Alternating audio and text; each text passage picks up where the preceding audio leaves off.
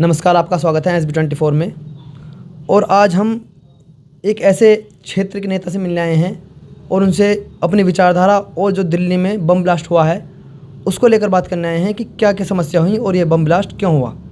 सबसे पहले तो आप अपना परिचय दीजिए। मेरा नाम अभिषेक भाटी है और मैं समाजवादी पार्टी ज़िले का कार्यकर्ता हूँ। और सबसे पहले तो मैं अपनी संवेदनाएं, जो दिल्ली के अंदर ये दुखद घटना हुई है, मृतकों के प्रति मेरी संवेदनाएं हैं। जो घायल हैं वो जल्दी से जल्दी रिकवर करें, जल्दी से जल्दी अपने अपनों में, परिजनों में चले जाएं, यही कामना के साथ इन सबसे पहले मन में जो दुख है वो मैं उनके प्रति अपनी संवेदना व्यक्त करता हूँ। तो यह है लापरवाही मानिए या क्या वजह हुई जो इतना बड़ा बम ब्लास्ट देश की राजधानी में हुआ? सबसे पहले तो मैं आपका जो SB24 न्यूज़ चैनल है उसको बधाई देना चाहता हूं कि आप लोग निष्पक्ष पत्रकारिता कर रहे हैं और युवा होने के साथ साथ आप लोग ग्राउंड लेवल तक जा रहे हैं और लोगों के बीच जाके उनकी असली जो मुद्दे हैं उन्हें उठा रहे हैं। अब बात मैं करता हूं दिल्ली में जो कल एक विस्फोट हुआ है जिसमें तकरीबन 9-10 लोगों ने अभी तक जानकारी के मुताबिक अपनी जान गंवा दी है और इससे 10 से 15 लोग उसमें घायल हैं।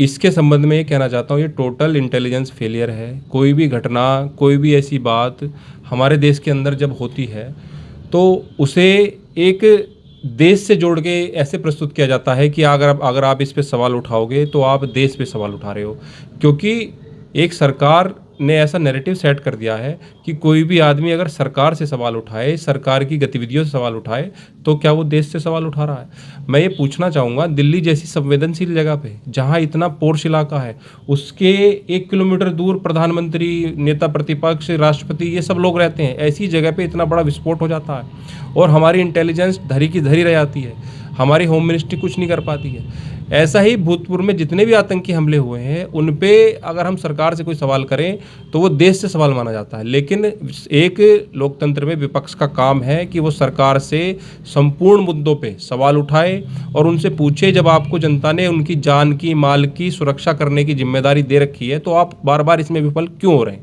इसमें टोटल इंटेलिजेंस फेलियर है, ये गृह मंत्रालय का फेलियर है। गृह मंत्री को नैतिकता के आधार पर तत्काल इस्तीफा देना चाहिए और इसमें जो भी संलिप्त है, किसी का भी हाथ है, जो भी रिपोर्ट आगे आए हैं, जो भी जांच चल रही है, उसके बाद हमें इस नतीजे पे पहुंचना चाहिए कि ऐसे आतंकवादी हमले हो, चाहे जिस भी कारण से एक हमला हुआ, ये दोबारा इसकी पुनरावृत्ति ना हो, आम नागरिकों की जान ना जाए।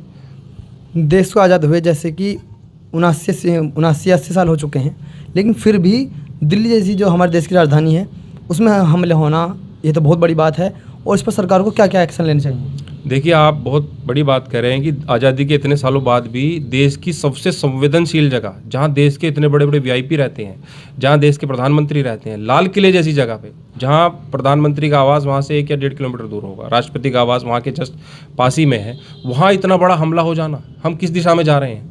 हम अपनी सिक्योरिटी को लेकर कितना कंसर्न है, कितना हम सचेत हैं, कितना हम जागरूक हैं? क्या हम इस बात पे आज भी गौर नहीं कर पा रहे हैं? क्या हमारी होम मिनिस्ट्री इतनी वीक हो गई है? क्या भूतपूर्व में हमारी जो पिछली सरकारें थी उसके मेन मुद्दे आतंकवाद थे? क्या ये जो सरकार है, वर्तमान सरकार है, उन मुद्दों से अछूती है? क्या ये बच गई है उन आतंकवादी हमलों से? नहीं बची है। यहाँ भी वही काम होते नज़र आ रहे हैं। क्या सरकार से अब जनता का विश्वास बना रहेगा? क्या सरकार के ऊपर से जनता का विश्वास उठेगा? नहीं। इन आतंकवादी हमलों से, ऐसे हमलों से, या आगे चल के कुछ भी इसकी जांच होगी, उसके बाद पता चलेगा किन कारणों से हमला हुआ, लेकिन तत्काल प्रभाव से जब तक इसकी जांच हो, गृह मंत्री को इस्तीफा देना चाहिए, इसकी जिम्मेदारी लेनी चाहिए और जनता को आश्वस्त करना चाहिए। आगे से ऐसी सरकार को, जनता को आश्वस्त करना चाहिए, आगे से ऐसी घटना की पुनरावृत्ति नहीं हो।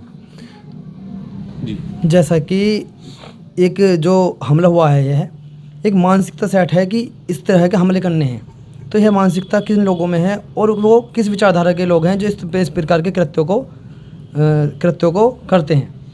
देखिए, उनकी कोई विचारधारा नहीं है, मैं उनकी कोई विचारधारा मानता ही नहीं हूँ। विचार बहुत बड़ी चीज़ होती है, एक बहुत खुद में विचार एक बहुत बड़ी चीज़ होती है। विचार हमेशा जो आदमी होता है उसकी सद्बुद्धि उसको विकास की तरफ लेके जाता है, अगर आप वो विचार अच्छा है। ये कोई विचार नहीं है, उनके पास कोई विचार नहीं है, उनके पास मानसिकता नहीं है, उनके पास कुछ नहीं है। वो एक कठपुतली की तरह चलाए जा रहे हैं। उनको बस ये बताया जा रहा है कि आपको जाके वहाँ 4 लोगों के बीच, 6 लोगों के बीच लोगों को मार देना है। उनकी कोई विचारधारा, कोई अपनी सोच उनकी है नहीं। ये इरादतन अगर हो रहा है तो हमारा इंटेलिजेंस क्या कर रहा था? इतना बड़ा षड्यंत्र हमारे देश की राजधानी के अंदर घटित कर दिया गया, इतनी बड़ी साजिश हमारी देश की राजधानी के अंदर घटित कर दी रही। इससे भूतपूर्व में भी कश्मीर में बड़ा हमला होता है, उससे पहले और बहुत बड़े हमले होते हैं, हमारी सेना के कैंपों पे हमले होते हैं। तो क्या हम इस सरकार से ये सवाल ना पूछें कि इतने बड़े बड़े हमले हो रहे हैं, आप जीरो टॉलरेंस की बात करते हैं, आप अगर कोई जरा सी कोई गतिविधि हो जाती है तो आप बुलडोजर नीति की बात करते हैं, तो आप कितने दिनों में इन आतंकवादियों के घरों पे बुलडोजर चला देंगे, चाहे कहीं भी हों? आप अगर हमारी बात आती है जब हम पीओके ले सकते थे, आप वहाँ से वापस आ जाते हैं, आप ट्रंप के कहने पे हमारा युद्ध विराम कर देते हैं। इन सब बातों को अब जनता समझ चुकी है। जब अब आम लोग, हमारे देश के आम लोग कब तक मरेंगे? कब तक ऐसे आतंकवादी हमलों में मरते रहेंगे? देश की आज़ादी के बाद हम लोग अपने घर में, इस देश की सबसे सेफ जगह पे अगर सुरक्षित नहीं है तो हम कहाँ सुरक्षित होंगे? अभी कुछ महीनों पहले ही पहलगाम अटैक हुआ था, जिसमें करीब 29-30 लोगों की हत्या हुई थी। उसके बाद ऑपरेशन सिंदूर चलाया गया और जो हमारे देश का जो हमला हुआ अब पाकिस्तान पर, उससे और बदला लिया गया। लेकिन अब क्या आपको उम्मीद लगती है कि सरकार ऐसा कुछ कदम उठाएगी? देखिए, मैं आपको बताना चाहूँगा, वो भी बहुत संवेदनशील जगह थी, वहाँ भी सेना की तैनाती हर वक्त रहती है। जो पहलगांव में आतंकवादी हमला हुआ, वहाँ भी इंटेलिजेंस का कहीं ना कहीं फेलियर पाया गया, क्योंकि वहाँ भी बहुत संवेदनशील जगह है। बाहर से लोग आते हैं, टूरिस्ट आते हैं, हमारे लोगों को नाम पूछ के, उनका और सारी चीज़ें पूछ के मारा गया। ये भी बहुत संवेदन। उसके बाद ऑपरेशन सिंदूर चलाया गया, लेकिन आपने ऑपरेशन सिंदूर का परिणाम क्या पाया? क्या हम जो करना चाहते थे वो कर पाए? उनके साथ नहीं कर पाए। हमको उसके बाद एक दूसरे देश ने हस्तक्षेप करके 19-19, 20-20 बार अमेरिका कहता है कि मैंने बात कर ली है, मैंने युद्ध विराम करा दिया है भारत और पाकिस्तान के बीच। अमेरिका कौन होता है हमारे बीच युद्ध विराम कराने वाला? हमें पता है ना, हमें अपने देश की नीति चलानी है, हमें अपने देश को चलाना है, हमें अपनी सेनाओं पे भरोसा है। हमारे देश की सेना ने कहा कि आप हमें एक 24 घंटे दीजिए, हम पीओके लेके आएंगे। लेकिन इस देश की सरकार सेना पे भरोसा करने के लिए तैयार नहीं है। हम अपनी सेना के साथ खड़े हैं। इस देश के संपूर्ण विपक्ष ने एकजुट होकर ये कहा कि हम सेना के साथ हैं, हम सरकार के साथ हैं, सरकार पे हम इस मुश्किल वक्त में कोई भी प्रश्न चिन्ह नहीं उठाएंगे। जो भी डेलीगेशन विदेशों में भेजे गए, कितने देशों ने हमारा समर्थन करा? इस बात का सवाल तो हम पूछेंगे ना। ऑपरेशन सिंदूर के बाद जो हमारे डेलीगेशन विदेशी धरतियों पे, विदेशी सरजमी पे भेजे गए, उसमें से कितने ऐसे मुल्क हैं जिन्होंने हमारा समर्थन करा, जो हमारे समर्थन में आए? क्या हमारी विदेश नीति इतनी फेल हो गई है कि इस पूरे संपूर्ण विश्व में 2-4-5 देश ऐसे नहीं है जो हमारे समर्थन में आ सकें? पाकिस्तान के साथ भी मुझे इस बात का बहुत बड़ा दुख है कि पाकिस्तान के साथ टर्की जैसे मुल्क आ गए हैं साथ में। अभी तजाकिस्तान से हमारा एकमात्र विदेशी जो बेस था, जो हमारा सेना का बेस था, वो खाली करा दिया गया है। आपको ये जानकारी है? आपकी जानकारी में डालना चाहूँगा, एक विदेशी ऐसा हमारा बेस था जो अभी हाल फिलहाल में 10-15 दिन पहले जो हमें खाली करना पड़ा, जिससे वो बहुत इतना इम्पोर्टेंट था वो, जिससे हम चाइना, पाकिस्तान और आसपास के मुल्कों पे निगरानी रख सकते थे। कोई ऐसी अगर संकट की घड़ी में हमें ज़रूरत पड़ती तो हम उस बेस का इस्तेमाल कर सकते थे। वो आज़ादी की बाद से वो बेस स्थापित था, लेकिन उस बेस को खाली करा लिया गया। ये सब नीतियाँ बताती हैं कि हमारी विदेश नीति बिल्कुल धराशायी हो चुकी है। संपूर्ण विश्व में एक भी ऐसा मुल्क है नहीं जो हमारे साथ इस वक्त खड़ा हो, लेकिन विदेश नीति का डंका पीटा जाता है, गृह सुरक्षा का डंका पीटा जाता है। उन सब वादों पे सरकार फेल हो चुकी है एकदम। जैसा कि आप जांच एजेंसी पर सवाल उठा रहे हैं, लेकिन अभी फ़िलहाल में ही 4 से 5 दिन पहले ही 3 लोगों को गिरफ्तार किया गया है, जिसमें 3000 किलो करीब RDX पकड़ी गई है। तो वो भी तो जांच एजेंसियों की सफलता है। मैं जांच एजेंसियों पर सवाल नहीं उठा रहा हूँ, मैं अपने देश की इंटेलिजेंस, जो हमारे देश का गृह मंत्रालय है, जो उसके गृह मंत्री हैं, उनकी मंशा पे सवाल उठा रहा हूँ। मैं ये उनसे पूछना चाहता हूँ कि ये आतंकवादी हमले देश की इतनी सेंसिटिव जगह में हो कैसे पा रहे हैं? आपका जो इंटेलिजेंस तंत्र है वो इन्हें पहले से क्यों नहीं पकड़ पा रहा है? पहले आप बाद में आप पढ़ रहे हैं, जो 2000 किलो एक्सप्लोसिव पुलवामा आतंकवादी हमले में आया था, उसकी आज तक जाँच नहीं हो पाई। वो कहाँ से आया था उसका कुछ पता नहीं लग पाया। 2020 में पुलवामा हमला हुआ था, हमारे सैनिकों का नरसंहार वहाँ किया गया, हम सारे देश ने खून के आंसू रोए। वो एक्सप्लोसिव कहाँ से आया आज तक उसकी कोई जानकारी नहीं है। तो ये सब बातें सोचने योग्य हैं कि इस देश के अंदर जो आम नागरिक हैं, जो हमारी सेना है, सेना पे सरकार को क्या इतना भरोसा नहीं है कि ऑपरेशन सिंदूर में उसे दूसरे मुल्क के कहने पे उसे हमारी सेना को वापस बुलाना पड़ा? अमेरिका से हमारा क्या लेना देना है? अमेरिका हमारे देश की विदेश नीति हमारे देश की सेना को थोड़ी डिसाइड करेगा। वो हमारी सेना को थोड़ी बताएगा कि हमें कब युद्ध विराम करना है या हमें कब हमला करना है। ये काम तो हमारा है, इस देश की सशक्त सरकार का है। इंदिरा ने इस पाकिस्तान के 2 टुकड़े किए थे ना, तब अमेरिका ने हस्तक्षेप करने का प्रयास किया तो इंदिरा ने कहा कि ये हमारे मुल्क का मामला है, ये हमारे देश का मामला है, ये हमारे घर का मामला है, आप इसमें हस्तक्षेप नहीं कर सकते। क्या हमारे प्रधानमंत्री माननीय मोदी जी ये सब कह पाए हैं अमेरिका को? उन्होंने एक बार भी नहीं कहा। और अमेरिका ने बार बार कहा है कि ऑपरेशन सिंदूर का उस बाद जो युद्ध की स्थिति बनी उसमें हस्तक्षेप अमेरिका ने कराया, उसके बाद युद्ध विराम हुआ। दुनिया में अगर नज़र घुमाएं तो सबसे ज़्यादा आतंकवादी हमले भारत में ही होते हैं। 21वीं सदी में आतंकवादी हमले भारत में ही क्यों होते हैं और इसकी जड़ क्यों है, इसकी जड़ यहाँ क्यों जमी हुई है? देखिए, मैं आपको एक बात, सीधा सा सवाल आपसे बताना चाहता हूँ, आपको आपके सवाल का जवाब देना चाहता हूँ। जो भूतकाल की सरकारें थी वो अपने इन कुकर्मों पे, वो अपने इन कामों पे जनता के प्रति अपना विश्वास वो खो बैठे। जनता ने उन्हें नकार दिया, वो जनता ने उन्हें नहीं चुना। आतंकवादी यूपीए की सरकार में हुए, आतंकवादी हमले यूपीए की सरकार में हुए, 26/11 मुंबई में हमला हुआ, सरकार के प्रति लोगों का भरोसा हट गया, लेकिन वो सरकार अभी तक सत्ता में नहीं आई। ऐसा ही कारगिल युद्ध के दौरान भाजपा के साथ हुआ था। एनडीए की सरकार को इस देश के नागरिकों ने नकार दिया था, वो सत्ता से चली गई थी।